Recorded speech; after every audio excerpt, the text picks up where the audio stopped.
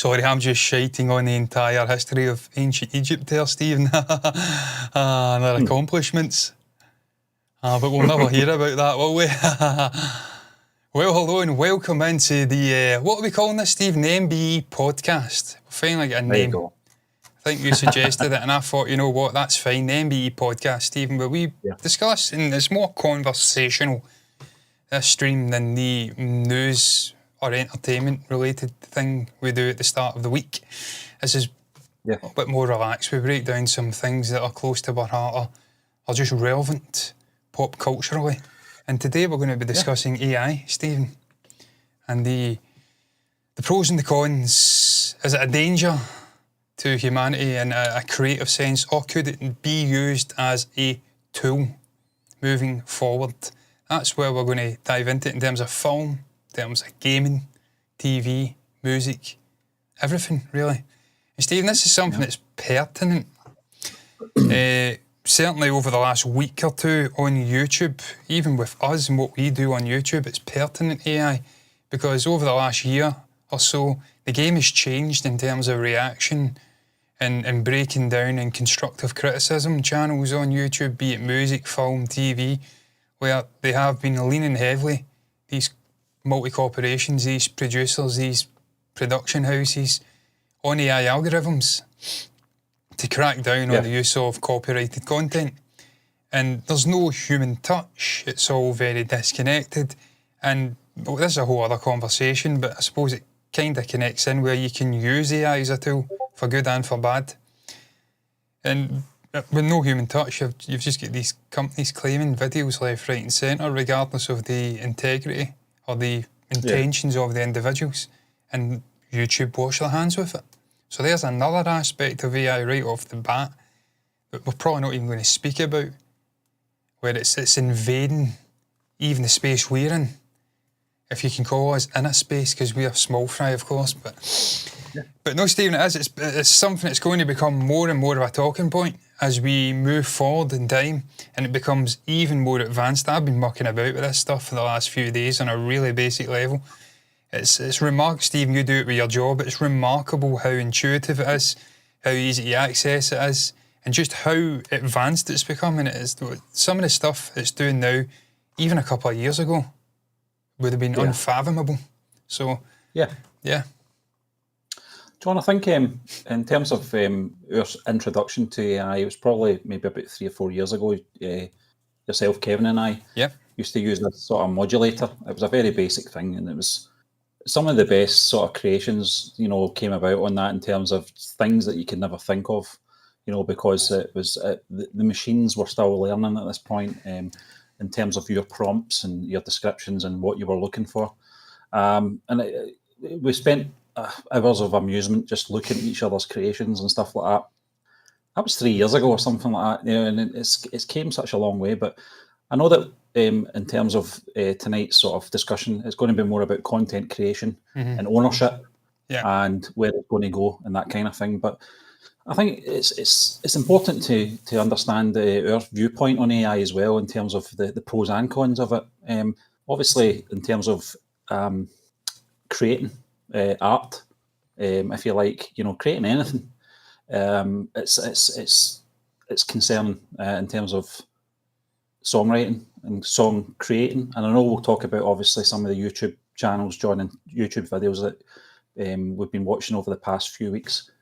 And obviously the announcement of the monetization or demonetization of AI channels as well, which is good for a channel our size, because I think sometimes our channels our size, we're just about to hit 30,000 subscribers, is buried, because there's so many of these AI channels, content creating with AI voices and AI imagery, and it's like quick news, and people will click on it. You'd be astonished the amount of thousands of views that these AI channels get, and they're nonsense. They are. You click off it right away. You don't spend a lot of time on it. In terms of watch hours, I'd be very interested to see what they get out of this. But in terms of monetization, John, and where it's going with obviously the algorithms, in terms of picking up reactions and songs, etc., and soundtracks and video, we've had a small sample of that. And it's only going to get tighter. It's only going to get harder for reaction channels. And we do quite a bit on this channel and on our secondary channel in terms of reactions. In fact, our second channel is called MB Reacts. So it's going to be. It's. I don't think it's concerning for us in what we're trying to do here, because we're trying to create a community on both channels. It's never been about the money. Yeah. I don't think anyway. We hardly ever monetize our content anyway.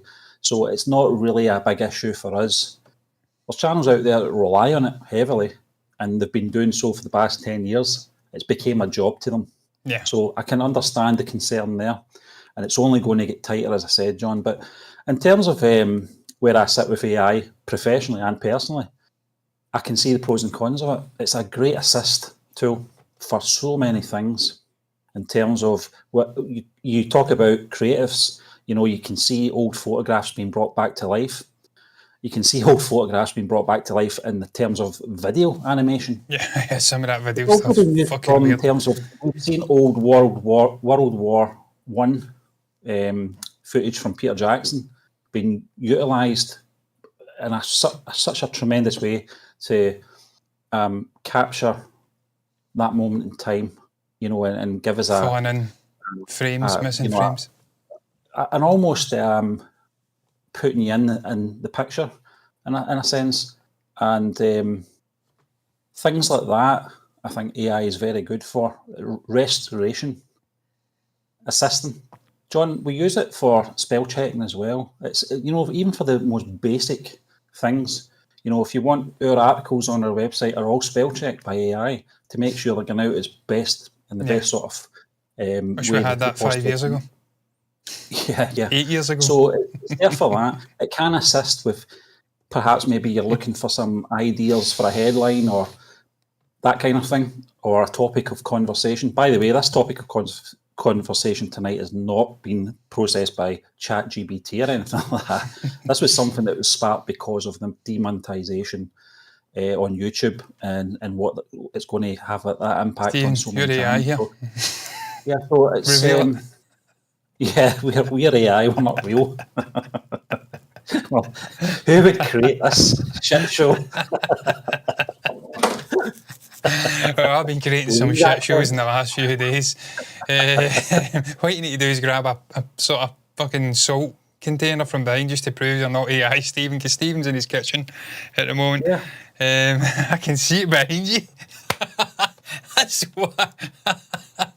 why I said Oh, but Stephen, look at us. It's a really serious conversation. It is. Because what you say is obviously you can see the pros and cons and being using it as a tool, and also the erosion of art and what it means to be human and to be an artist in any medium, be it with a fucking paintbrush and is it an easel they call it, and a canvas in front of you, or with a guitar or a recording studio and a notepad or an iPad or a fucking MacBook, and you're writing lyrics down or typing them down and you're creating the art that's coming from your soul. That's the human touch that will always be missing in an AI project or creation. I've watched Rick Beato recently. Yeah. He done a great video showcasing the pitfalls of these sort of Spotify fucking... Oh, what's the other one we were on? Sound... There was one we were on. Cloud, is it? I think it's Spotify though. Spotify AI artists, where they're made up, they don't exist. The songs are all processed in AI, the lyrics are all processed in AI. He set about creating an artist, an avatar, giving it a name, taking the title of a song, putting it into chat GPT and saying, look, take the themes of this song, break it down into a traditional song, verse, chorus, blah, blah, blah, middle eight. It put it out, lyrics, created that. He put it into another AI, algorithmic sort of software, and it created music and a voice. And you could see the brilliance behind it, Stephen. That's the good points of AI, because there is a degree of creativity that exists even with AI. You have to put the prompts in. I'm mucking about with images, putting hairstyles on people and changing their clothes. But you kind of see the processing. You need to have imagination. There has to be some creative juices involved in the creation of AI art or AI projects. You still have to physically go in and massage it and push it in the right direction and say, look, this is what I want. There's a degree of human touch even in the process. Well, the ones that I'm doing anyway, I don't know about the musical stuff. With Rick Beatle, it was literally just title of the song, create it. So that's kind of disconnected. Yeah. Even he was able to find some human touch in there, something that you could cling on to and say, look, we could do something with this. I can pick the guitar up as a guitarist and I can know the key it's in, I can play the chords, I can do something with that. So there is pros and cons. And it's obviously, as it advances, there's going to be issues with lawsuits and estates and deceased musicians and actors having their rights, having their voice, having, I don't know, copyrighted work being violated. That is something you're going to get in the future because it's going to advance. I think it will obviously even itself out eventually. But you're right, John, and it's going to cause more sort of issues, lawfully. But at the moment, there's so much going through just now because it became a tool that everyone is invested in, is intrigued about, and there's so much content going out across so many platforms that there's no way, an estate can pick all this up at the moment. Maybe AI will be able to help them with that eventually, but we'll have to come to a head at some point in terms of where do we draw the line, in terms of property. Where do we draw the line in terms of ownership? Who actually owns this creation? Is it ChatGPT? Is it the person doing the prompts? Is it where it's been extracted from? Because as we know, AI it's pulling information from the internet from all different angles, and making a mold into whatever it is the prompt is asking it to do. So there's so many obstacles in the way at the moment. But I do believe, eventually there will be having to, declare whether or not your content has AI assist or it's completely AI or whatever. I think there will be, these laws will come into play eventually. Oh yeah, it's inevitable, Stephen. What's that? It's inevitable. The sort of law side of things is always playing catch up. As technology advances, as sort of innovation burns and just takes us into the stratosphere in terms of, Stephen, I touched on it, the way things are being consumed now is completely different to even 10 years ago, 15, 20 years ago. It's like a different fucking universe we're living in. Yeah. Kids now and younger people are getting their news from TikTok and social media to an extent. The old mainstream news is done. I watch a guy, Hassan Abbey, who kind of, in my opinion, reflects most of my political beliefs. And he's a massive streamer, streaming to 80,000 people every other day. He's an alternative figure. I watch other alternative figures like Sakil Kalinske and whatnot, Secular Talks, Owen Jones, I think, over here. Yeah. Lots of different people in this independent sort of alternative sphere for video and news consumption. And they're able to tell things from their perspective. They've not got sort of constructs and restrictions on them. So it's a tough one, though. It's a tough one for mainstream media because they've got a set sort of construction in place that safeguards the income, it safeguards the leadership, it safeguards the loyalty and the way things were, and it's that changeover. It's the trickiest thing for mainstream media. It's the changeover from the old ways to the new ways without destroying the old ways and sort of burning your readership, if you know what I mean. So in terms of that, it's a longer game for mainstream media to change. Because it's tricky as well though, Stephen, because you've got these educated individuals who have went to university and they've sort of created a career for themselves. You can't have a situation where uneducated individuals sitting in a house, I mean, I'm thinking of one in particular just now on YouTube and Twitch, who has a lot of opinions on things and they're not educated. At least with a guy like Hassan or other individuals like an Owen Jones or whatever, I think that's his name, they're educated individuals. They've went to university, they have degrees, they know what they're talking about. They're just coming at it from an independent side of things. They've not got the sort of political machination or whatever you want to call it on top of them, sort of leaning on them, lobbying to them. They've got a degree of freedom. They're still educated. You can't have these sort of uneducated people coming in a sphere like that. Obviously, when you then take that, though, Stephen, and put that into film, it's pertinent to film for me more than it is to gaming or television or music. Music has always been a bit of a maverick Wild West. We've seen innovation get into streaming services, into fucking MP3 stuff in the early 2000s with Napster and things like that. It's always been moving, and the artists always get screwed over. And the big music companies and sort of labels and managers, they always seem to earn the biggest amount of money out of it. Venture capitalists buying up record labels and the rights to songs, they always are the ones that seem to monetise and make the most money. Music's different. But in terms of film, I think it resonates with film. We'll get into that though, Stephen, how you've got sort of bad actors, as you alluded to, these unregulated channels that are now biting the bullet, where they can come in and maybe present themselves as something they're not. With music, I don't think that's pertinent to music to an extent. Obviously, like we've seen today, though, you can have maybe a single coming out under the name of the Beatles. Yeah. And you're playing it and thinking, the fuck's this? The Beatles have released a new song, and it's some random AI artist who's attributed themselves to the Beatles, and it comes out on the Beatles, as the Beatles on iTunes or Apple Music, fucking iTunes, and Spotify. That's a situation you can't have. But with music, I think the creative juices, Stephen, always have to remain open and easy to access, because that's where the greatest music came from. It's not came from manufactured individuals. We've certainly had bands like Spice Girls and John, the Monkees to an extent, but the the best problem have with been that is independent. the sort of mainstream audience don't really care about things like that.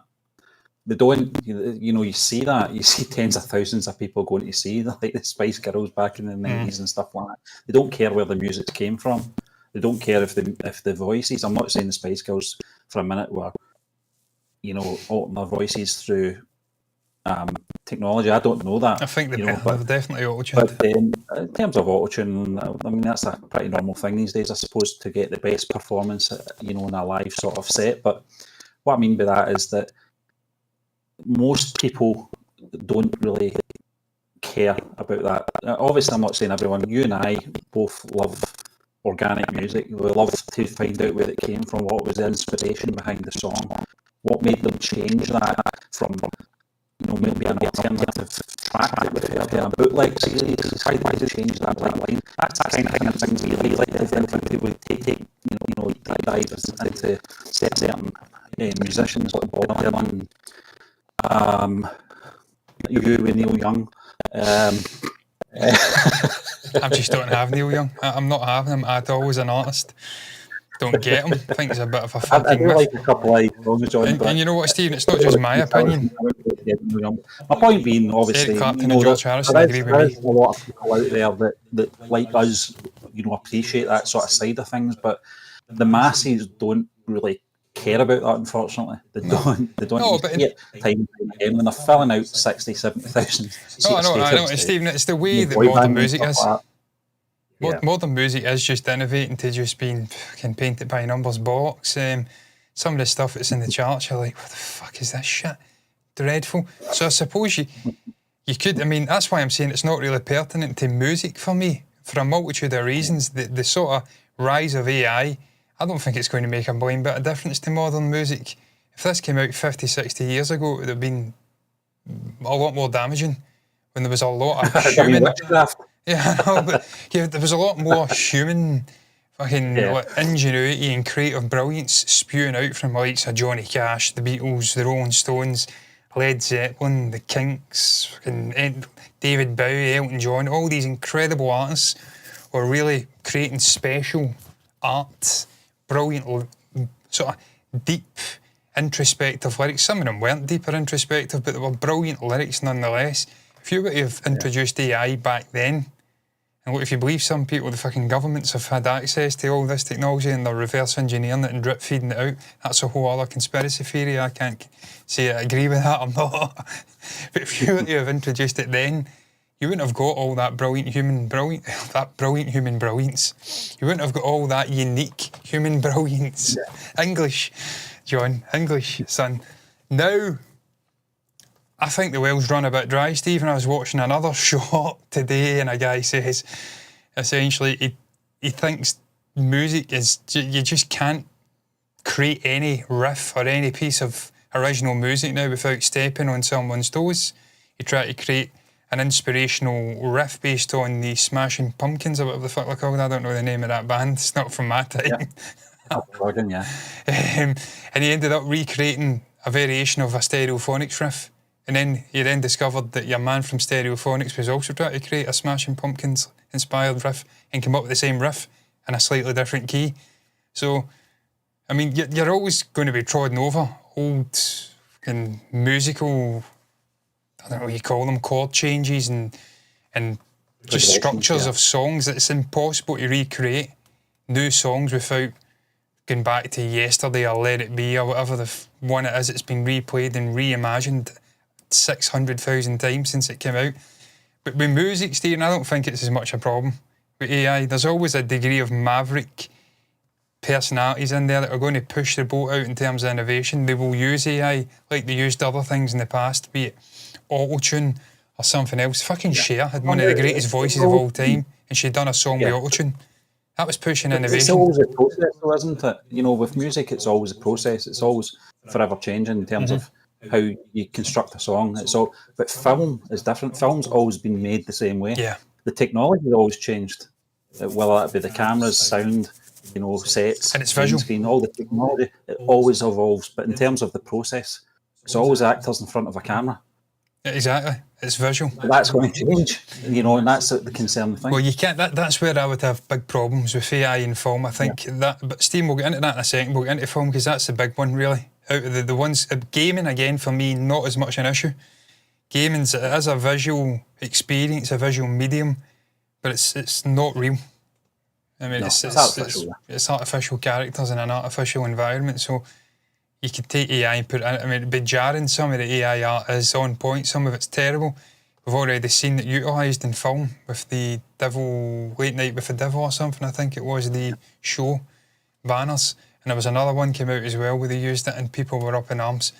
But with video games, I mean, we'll get into video games as well, though, because, I mean, you're still treading on people's jobs. And this is the big problem with the rise of AI. What do you do with people that are losing jobs? I mean, that's not something for us to talk about, but it's obviously the primary issue is more and more jobs are eaten alive by this. People are out of work. They've got no reason to get up in the morning. They've got no drive. They've got no routine. That has to be replaced with something. That's the biggest issue.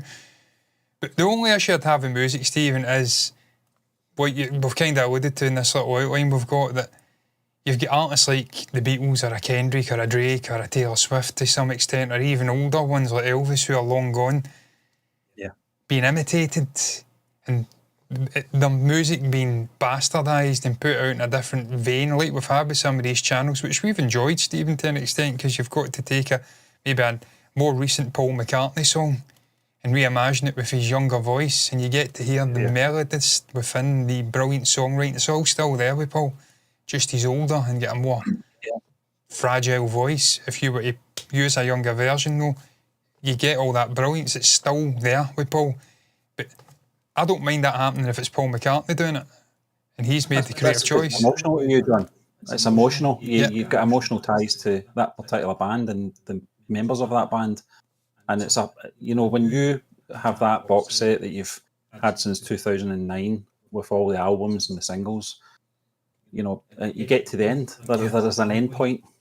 With AI, there's never an end point, in terms of that content. And obviously it's going to have that sort of conflict within you because you don't necessarily agree with it. It's a bit insincere. It's not the actual person. Yeah. It's, and I sounded like Sean Connery. I don't know why I said person. Person. It's just one of those that time of night conflicting sort of scenarios. That you've got the interest and the intrigue to get down that rabbit hole, and we do it with, I think it's AI Beatles or something like that. I'm not Paul McCartney, not even partly. I've been created by an AI. Things like that they're amusing, but I take them with a pinch of salt. I don't go, that's going into my playlist. That's fucking going into my Beatles playlist. That's incredible. Steve, Because there was Sour Milk Sea was one, John, that we were very impressed with. there was one that you sent to me, and they were reimagining a band, but it was like Motown, and it was fucking incredible. The way that they restructured the timing, the drum beats, the way they were singing, it was like a fucking Motown record from the 1960s or 70s, whatever. That's when it can be brilliant creatively, and I understand there's a degree of art going on there, but when you're using the voices or you're imitating the voices of deceased or even very much living people, you can't have that. You can't have the erosion of people's fucking rights as a person, their voice. That's theirs. You can't have that being eroded. You need to have permission. We've seen it with... I'm kind of glad AI's at that point where it's still not great, because then you know the difference. You can go, that's not fucking real. This is the problem, Stephen, though. There was one where I think it was the Beatles singing Oasis or something. Was it Lennon's voice? It was McCartney's voice, I think. Kind of broke. I can't remember. It sounded like something out of The Exorcist. It's just...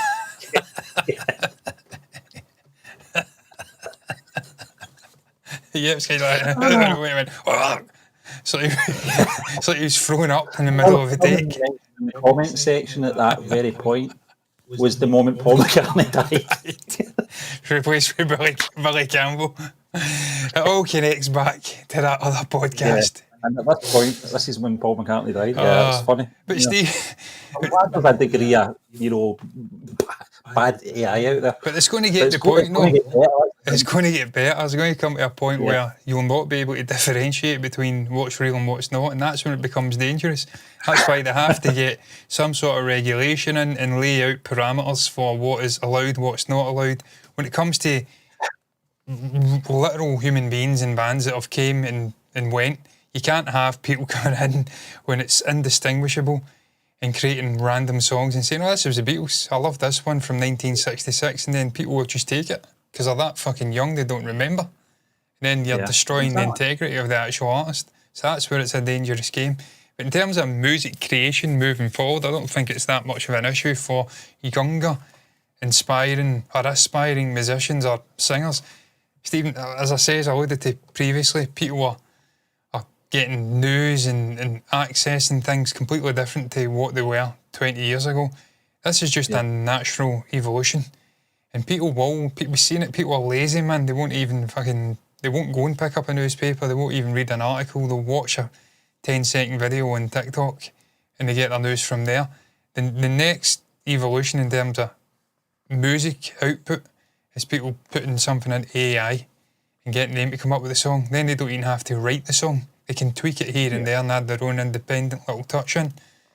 But I think they will start using it as a tool moving forward, as a songwriter, maybe even as a guitarist or whatever, come up with a song structure, what chords, and then they just fucking play it.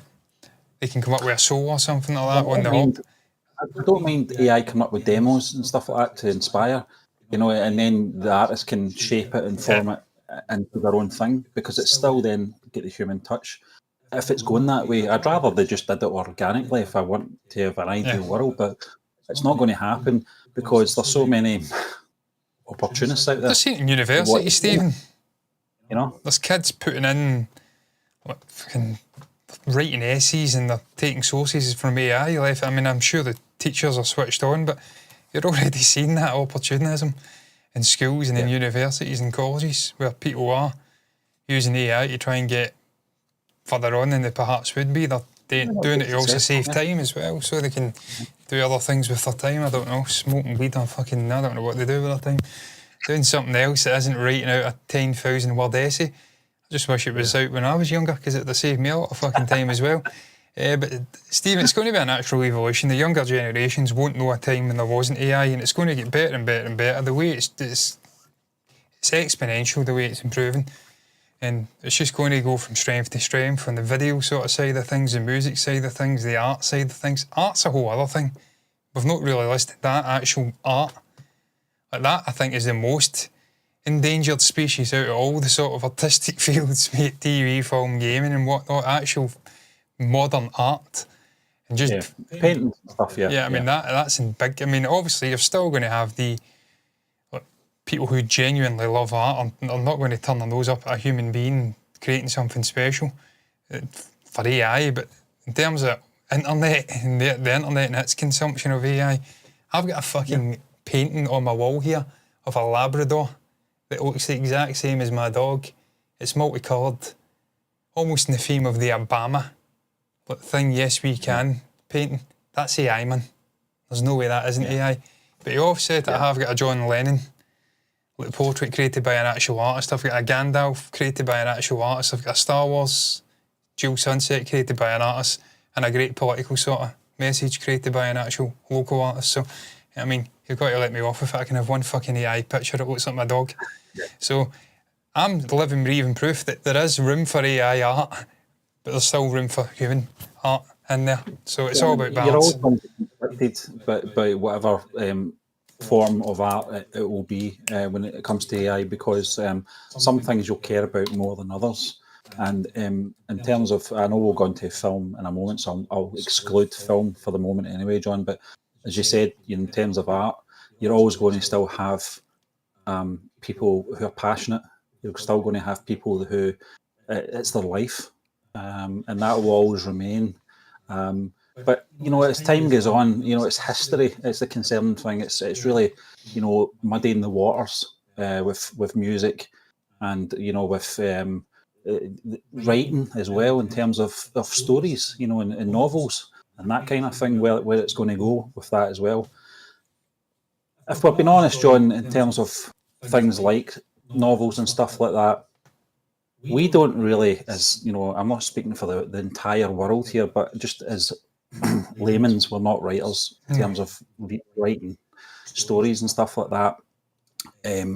But we don't really care who the author is, do we? Really, we don't. If we can get a good Star Wars book, and by reputation, Timothy Zahn is a very good writer. Chuck Wendig. I'm trying to remember. Chuck Wendig's one. Claudia Gray. Yeah, fantastic writer again. But it's the stories we're really interested in. Good quality stories. So. Yeah, no, I mean, Stephen, we're writing that again is another one that's in serious trouble, because you can literally get ChatGPT to generate probably a novel's worth of storytelling based on John, you could in the style of Stephen King. That you want, the stories, of Lord, it's based in the Lord of the Rings characters. You can take that anywhere you want. Yeah. In the style of Tolkien. Exactly, and it will do it. And it will do it pretty well. I mean, I'm sure there'll be mistakes in there, but if you were really passionate, you could go in and iron those mistakes out and put out a novel under a pseudonym. Is that what you call it? I always get that wrong. And for all intents and purposes, you've got a fucking novel in the style of Tolkien. So that's probably, again, the easiest one to do right now, because it is probably more language and maths based. But in terms of the actual art, that's the toughest one. Stephen, film is, for me, I don't think film's anything to worry about with AI. The only thing that film's probably got to worry about with AI, or the industry, is the actual extras and maybe the artist side of things, the CG side of things to a lesser extent, maybe just like physical art, concept art. Those people are, I think, pretty much screwed, because these studios are cutthroat, don't give a shit, and they will cut out these individuals like that. Stephen, I watched a great video about Jurassic Park, and it was Steven Spielberg talking about the model maker, animatronic guy, doing work on the T-Rex and how you do stop motion, and he literally did someone come in and introduce him to early stages of CG and animating the T-Rex and the dinosaurs, and the guy says, it looks like I'm going extinct. And he actually included that line in Jurassic Park. So we've seen this 40 years ago, with animatronic stop motion going into CG. And we're going to see that as well, moving into CG visual stuff, conceptual artists. They're all going to die out. We have seen it, because George Lucas was dabbling in the early 2000s with the Star Wars prequels. He replaced, puppets with animation. We saw it didn't have the same effect, and it's I still don't think it can replicate, practical effects. And it's 20 years on, but there will become a point where the lines will blur, and you'll not be able to tell the difference. But it's something that's been in the making for the best part of 2 decades in terms of film. Yeah. John, I was going to just talking about Star Wars. We've obviously watched. I've not seen that video you sent. I need to watch it. I've seen it on another channel. Well, the thing is, I mean, we reacted to the Skywalker story once, and we spoke to the guy. He came into the comment section. I think we're going to maybe have a sort of a link up with him at some point. I know he's got a very successful channel.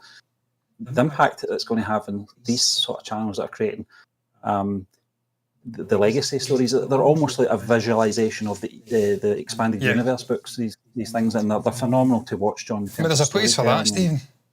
Yeah, there's definitely a place for that, where fans and the fandom can create their own versions of little short stories. There's definitely a place for that, and the Star Wars stuff is fucking brilliant. I've seen the ones with Count Dooku and whatnot. Obviously, finding out that Qui-Gon had passed away and he's been manipulated by Sidious.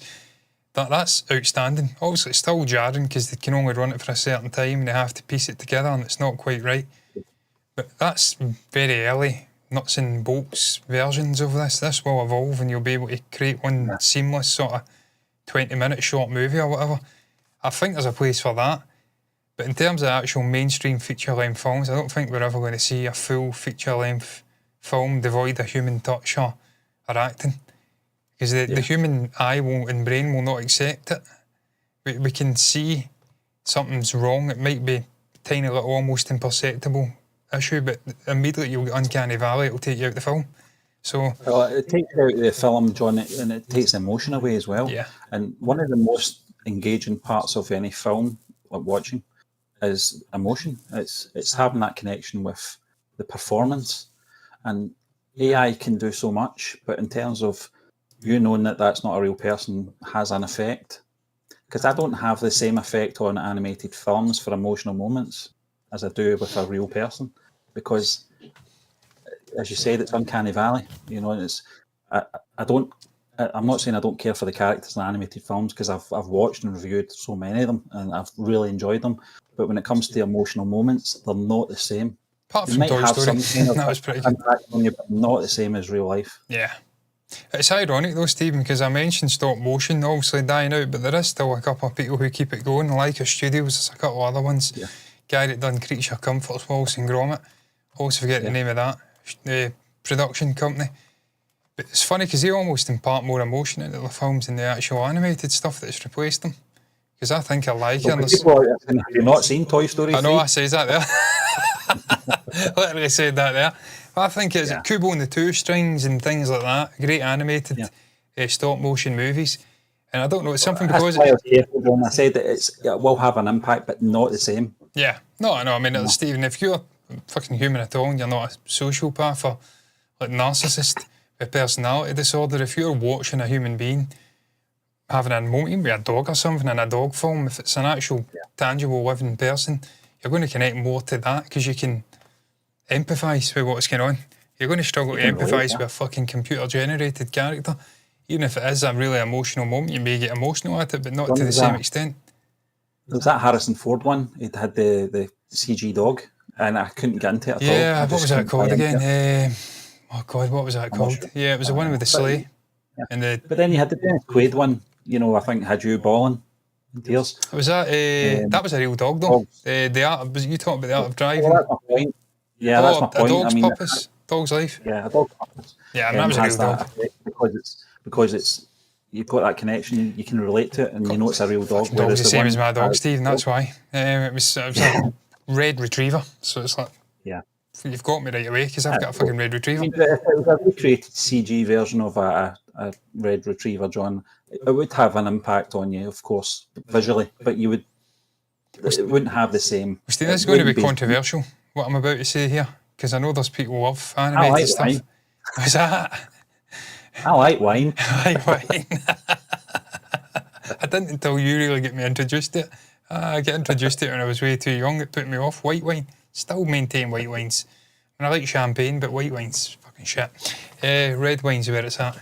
No, the controversial point is animated stuff and cartoons are meant to prepare, in my mind, kids for more serious stuff as they grow up. You ratchet up the sort of stuff until you're watching live action, and then you've maybe emotionally matured. It's still meant for kids. You're meant to grow up and move away from it. It's not to say you can't enjoy animated stuff like Pixar or fucking Star Wars, The Clone Wars or Rebels, but in the main it is directed at kids and the emotional level of a kid, and they may get teary-eyed and emotional at it because they're a fucking kid. An adult's not supposed to. I was, when that came out, I was 2 or 3, and it upset me. Film Gully, James and the Giant Peach. These were all ones I watched and grew up watching. Fucking was emotionally connected to them. As an adult now, looking back, I'd be like, really? What? You were fucking crying at that? You clown. So I think that's normal, Stephen. You're supposed to connect with live action stuff, and that's why ultimately AI is going to have a big problem in terms of actual feature-length movies or even TV shows and replacing living, breathing actors. I don't think we'll ever be in a point where actors are replaced. What we could do though, Stephen, is as we see, I'm seeing to my right and I'm looking at the notes, is de-aging. We've already went down that slippery slope with de-aging actors.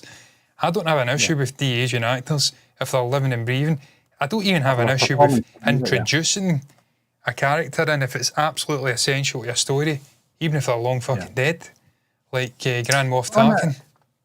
Yeah, I don't mind it. I mean, this is probably going to be controversial as well. Needs to have a human touch.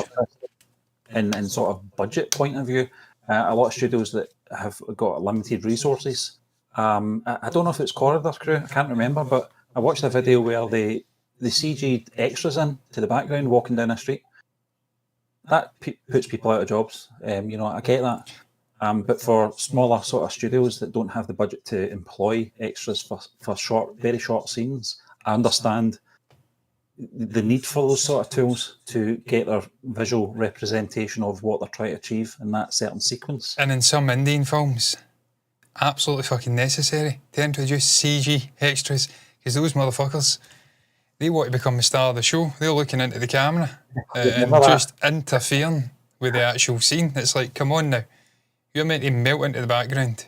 You're just background noise.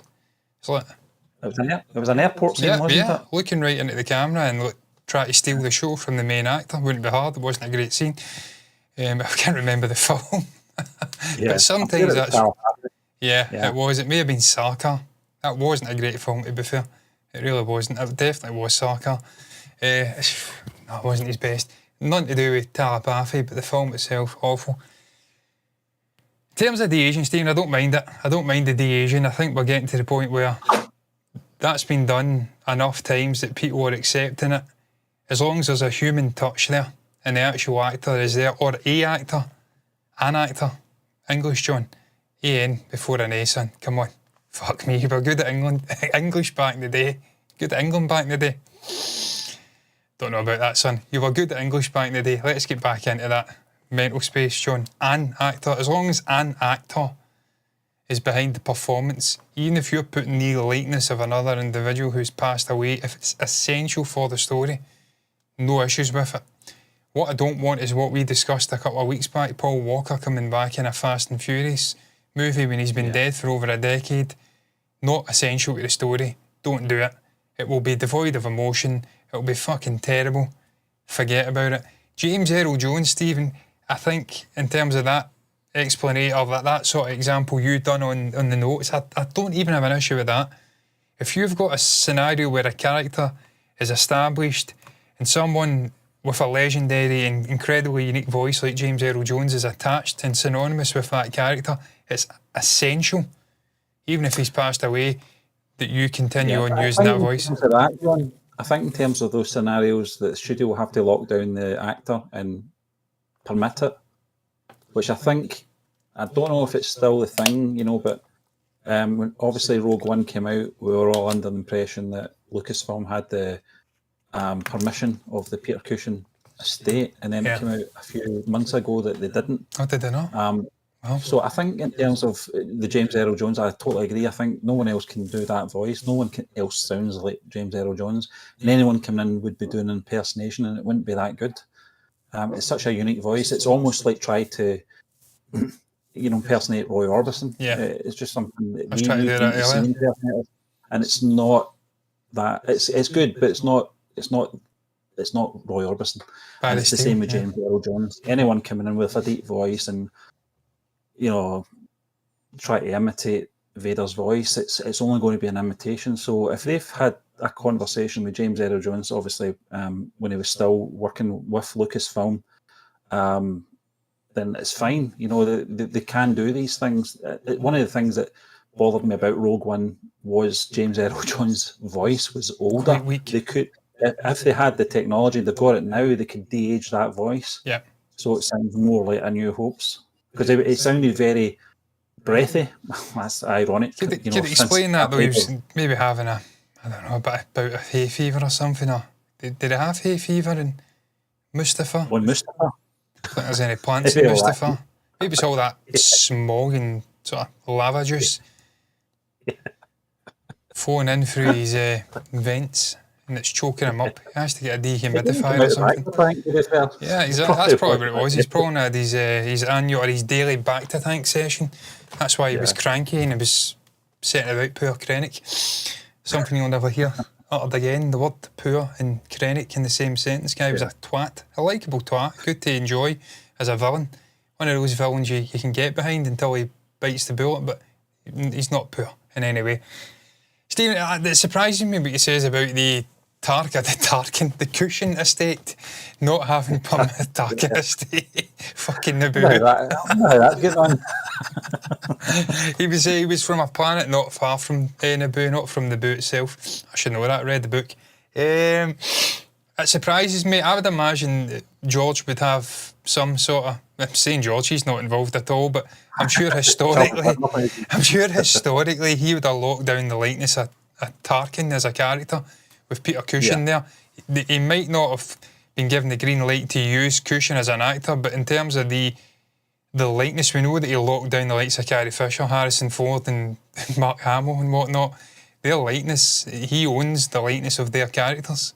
And obviously they are the characters, so I'm sure he had it written in some contract back in 1977 that he owned the likeness of Tarkin with Cushing playing Tarkin, so therefore they could use the likeness of Tarkin.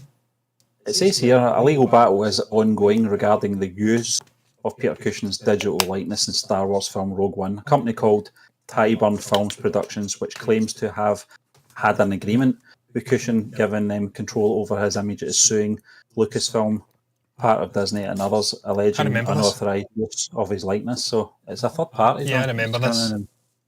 This is the equivalent of little fat Hyderabad guy coming after us about a year ago. I know he's fat because I searched him up. He was fat. I'm allowed to see it. Man's fat, then he's fucking fat. I'm not going to pull punches. A little prick try to end our channel, so I don't care. I'm going to call it like it is. A little fat man from Hyderabad. It's like him, a little third party, gimpish figure, try to cause problems between two independent sort of parties. Yeah. So what he's trying to do, John, he's trying to justify his job and try to impress his overlords who don't care about you know him. the best bit, Stephen? All this conversation we're having about AI and the increase of AI, he's going to be out of a job in about 6 months, so well done AI, get in there. And he deserves it because he's a little weasel. Yeah, I mean, Stephen, obviously television's almost a continuation of film in that sense where you've got this synthetic husk performances. If you're introducing, I don't think main actors will be replaced. I don't think like say Brad Pitt, Nicholas Hoult, guys like that have got anything to worry about moving forward. I think they're very much secured for the next 20 for their lifetimes.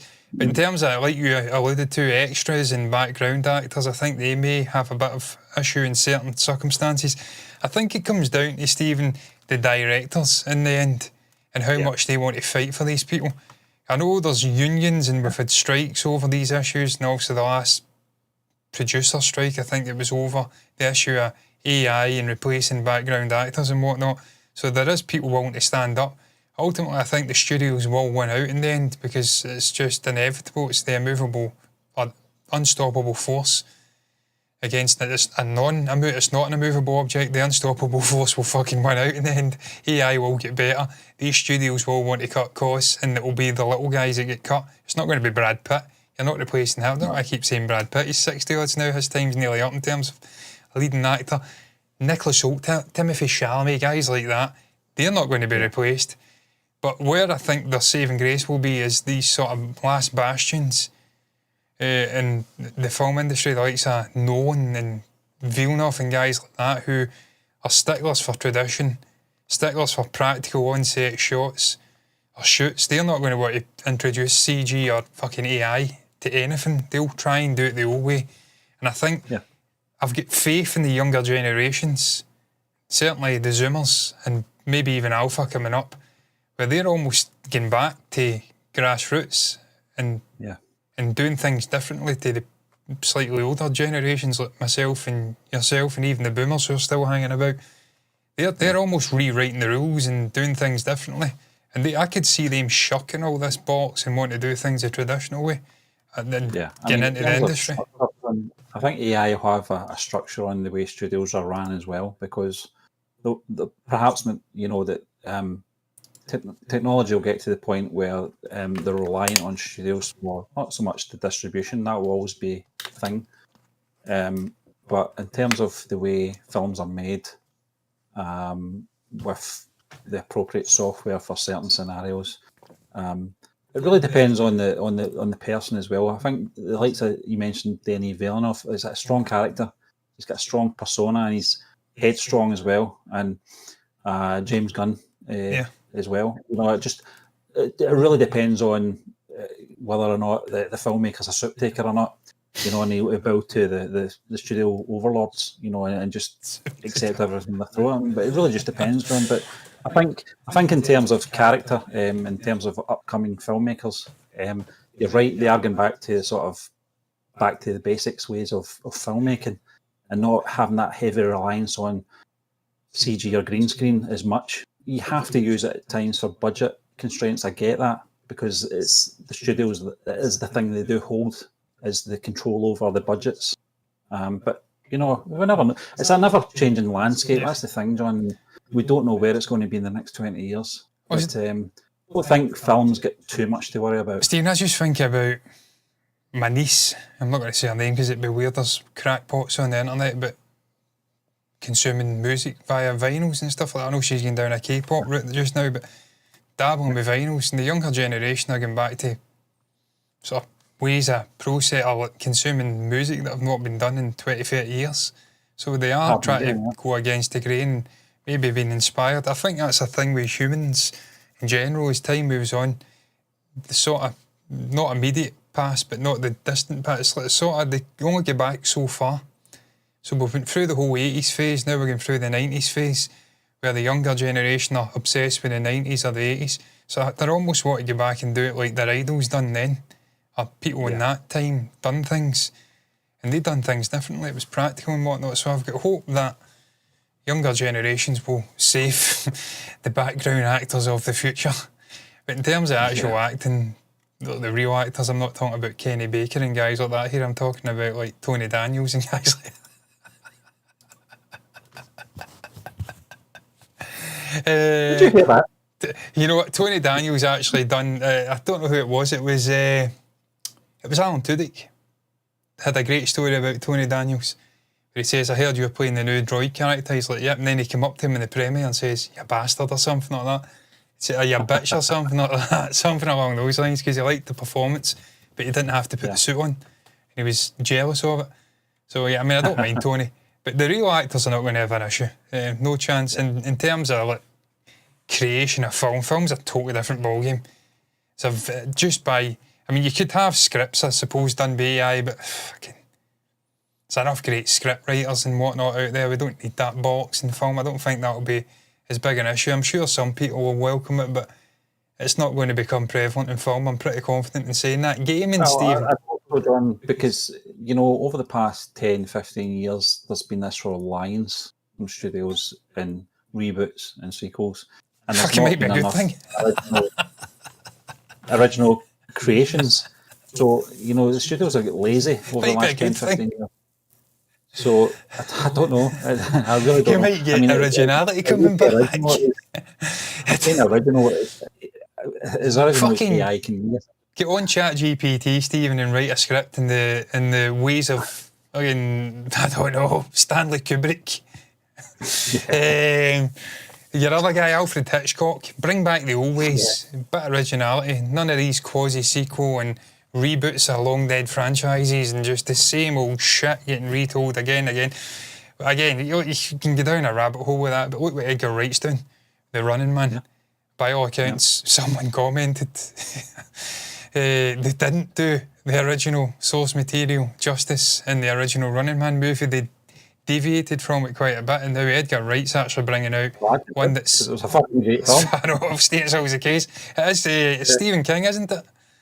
I don't know what it is about Stephen. Stephen's undoubtedly a phenomenal writer.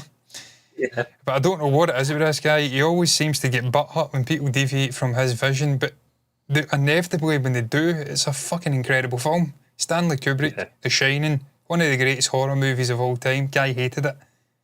Running Man, didn't like it going away from the story. Great fucking film. Don't know what to tell you, Stevenson. Great writer. Maybe you should stay away from the film sphere. There's another thing. There's another subject. Should certain intellectual artists stay the fuck out of other mediums? Stephen King certainly should. Maximum Overdrive. Go and search that up on YouTube and tell me what you think of Stephen King and his directing ability. It's my first picture as a director. You know what? I kind of liked it. I'm going to scare the hell out of you. Fucking hands shaking, rattling off a drink. I digress. He had these troubles. He get through them. Sorry, Stephen, I love you, mate. Great act. Great writer. Undisputed. Crackpot of a guy at times, great writer. We're all crackpots at times. Sam got a crackpot as well. Gaming, Stephen, don't think there's much issues with gaming either. Don't know why I'm doing this. Mr. Burns. Smooth.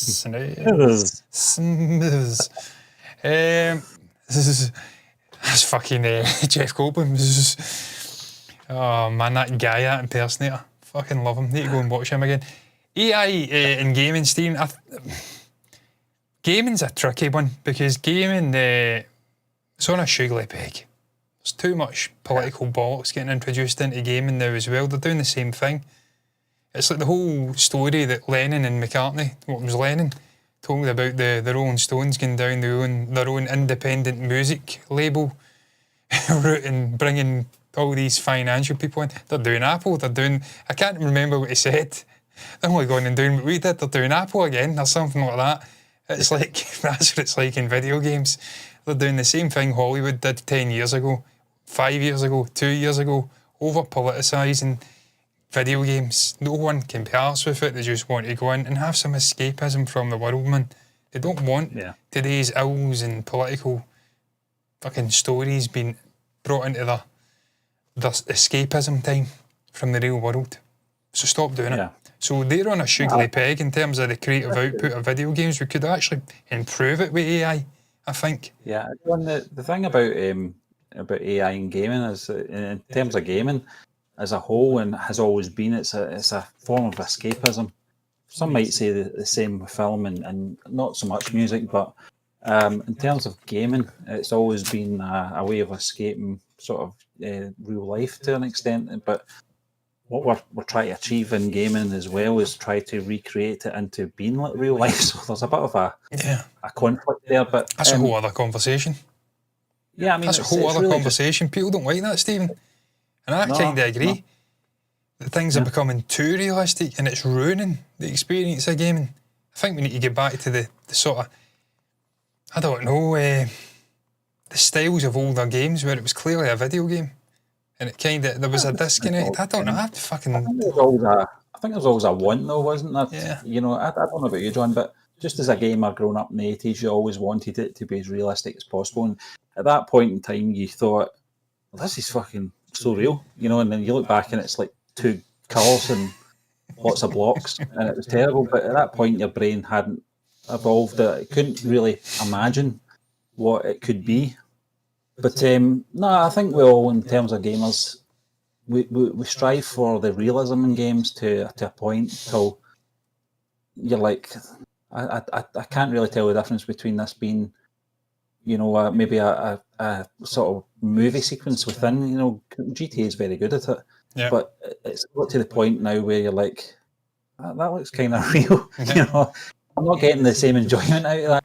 It looks like I'm watching a video. Yeah. Rather than computer generated graphics. But I think we're all just fickle in our own minds, and what we want out of games. But I don't really have the concern with games in terms of where it's going, other than originality is the key.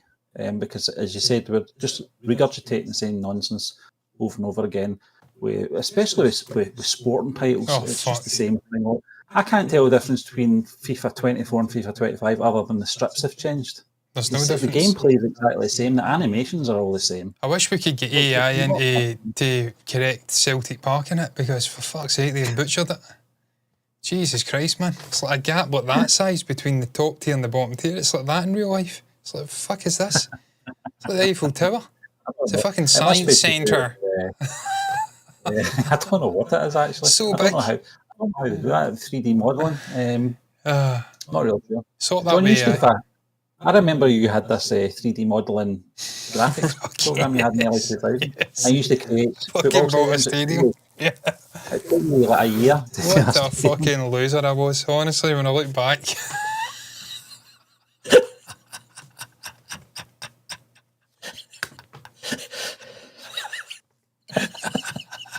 Oh dear. There's people still doing it. Sorry to those people. If that's your passion in life, then look, who am I to shit on it?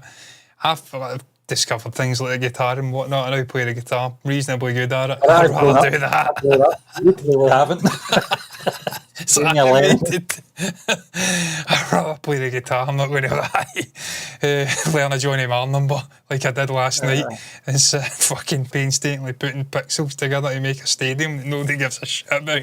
What am I fucking doing with my life? Come on. So that's where AI can come in for me and improve things. If it can speed up the process of creating this world, constructing a football stadium, fucking do it. Do it, man. I don't care about the people losing out. I'm not doing it. They can get a job elsewhere. No, but look, it is, joking aside, it is serious. It is a serious issue. And obviously we're going to talk on that at the end, Stephen, before we whisk her off into the sunset. The sun's already gone. The ethics. Obviously the ethics involved, the loss of jobs and whatnot, that's going to be a big issue with this. Obviously there's going to be inevitable vacancies and sort of like redundancies coming about because of the rise of AI, because jobs are going to be taken over. Well, I'm one of them. I'm a courier. Fucking Bezos is buying up rooftop space just now. He's going to bring drones in. I'm going to be unemployed as well. Don't worry about it. Yeah, but in terms of the sort of rise of AI, it means you're going to have the rise of the human factor in AI as well, which means you're going to have jobs created in that sense. Yeah. It's not any different, I suppose, to the sort of digital transformation from hard media to digital. A lot of people, like you said, the likes of Blockbuster and likes Global Video here, obviously were the sort of victims of that sort of revolution. But at the same time, Netflix and Prime, etc., employ people to provide that service. So there's always that room for the evolution of I suppose, jobs as well. You've got to look at it like that. You can't say a lot of people are going to lose jobs because of the creation of AI when there will be creation of jobs through AI as well. No, Stephen, it goes back to what we said. It's not just this fucking soulless thing that's just churning out things. You actually have to... It's running itself, You have to have a human... At some point it may reach general intelligence and then it will be doing that and then we're all fucked. That's why we need to find out a way to link it so it doesn't wipe us all out. Although I suppose if it's linked us then it could wipe us all out, so it's a bit of a conundrum really. But you've still got to have a human being behind it. Either way, if it's going to want to wipe us out, if it reaches the Terminator level, then we're all fucked anyway. So I'm not going to sit awake at night worrying about that. There's a whole lot of things. I could go outside and get killed by an icicle of piss falling from an air commercial jetliner. It could happen. It's happened to other people. It's happened to other people. People have died from falling icicles of piss hitting them. Death by pish. By pish. You get pissed on that killed them. It's happened. Look it up. People have been killed by meteorites hitting them. How unfucking lucky is that? You're talking about an object moving through space at a colossal speed, being struck by another object moving at a colossal speed. It's the equivalent of being... I mean, that's so unlucky, but it's happened. So I'm not going to worry about AI in terms of wiping us out. Stephen, ultimately, though, I think that is the future, though, with AI and why the ethics involved. People are, like you say, people are going to lose their job, but ultimately it will create other jobs. So it is what it is. But I think ultimately the future of AI, it's going to be some sort of Ready Player Now fucking scenario where we're all kind of linked in, we're all connected. I mean, we're supposed to be connected on some sort of conscious level anyway. Apparently, if you believe fucking ancient texts, we all had this ability. We had the third eye back in the day. We were able to share in each other's minds. I don't know if I'd have liked that and do special things. That couple at the Coldplay concert with the fucking hell, yeah. God, I know how much of a car crash. That was fantastic, wasn't it? I love that sort of stuff. That was a total Ricky Gervais moment. Like, that is like Andy Millman in real life. Pure I was fucking dying of cringe for them. It's the amount of spoofs that have come out since. It's been incredible. Yes. A lot of people using AI to recreate the moment. Yeah, his hands were round him, but they weren't. He had his hands behind him in one of the AI images, but they were kind of... It was like fucking sausage finger. Characters from Everything Everywhere all at once. Really weird. But Stephen, engagement... yeah, I mean, I don't know if I can say that. I'm reading notes verbatim here.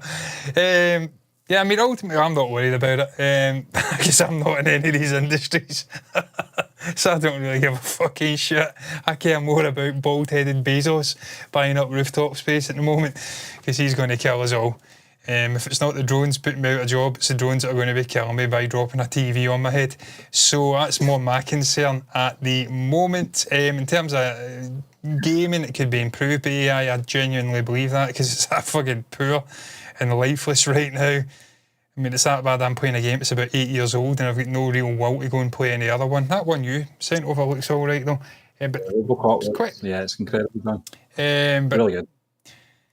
Stephen, ultimately, it's coming. You've got to move with the times or get left behind. Like we says, it's constant innovation with humans. It's part of our makeup, our DNA. We look to evolve and innovate technologically and aspire to the next and biggest, best thing, if you like, if that's even English. We've done it with music, we've done it with film, we've done it with reading fucking Kindles into iPads. Who would have thought 30 years ago we'd be sitting with this paper thin thing with all the access to all the information on the world. You can watch fucking videos, you can speak to someone in Japan, and it's all at your fingertips. 30 years ago that would have been unimaginable. That was Star Trek shit. Fucking sci-fi. Yeah. People back 200 years ago, if they were to come into today's environment, they'd think it was like fucking, I don't know, fucking crazy. Witchcraft going on. So we evolve, we go with the times. It's inevitable. Nothing we can do about it. Some people will be safe, others will not be safe. Horses for courses. What's your thoughts though, unless Stephen's got anything else to say, on AI? What do you think the ramifications, implications will be on all the various industries, music, arts, actual physical art, digital art, writing, gaming, television, music, to quote John Lennon, music. What's your thoughts on AI, its growing influence, the impact it's going to have on all these various different mediums of arts? Do you think it's a death knell? Do you think it's a problem? Or do you think it could be a tool for creative genius for future generations, the current generation? Share your thoughts down below about AI, about how it's evolving, about the future, where we're going. Anything at all you want to share, pop it down below in the comments section. Like the video if you've enjoyed it, subscribe to the channel, hit the bell icon to get notifications on YouTube.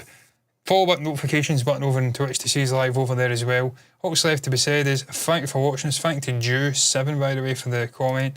And until next time, bye bye.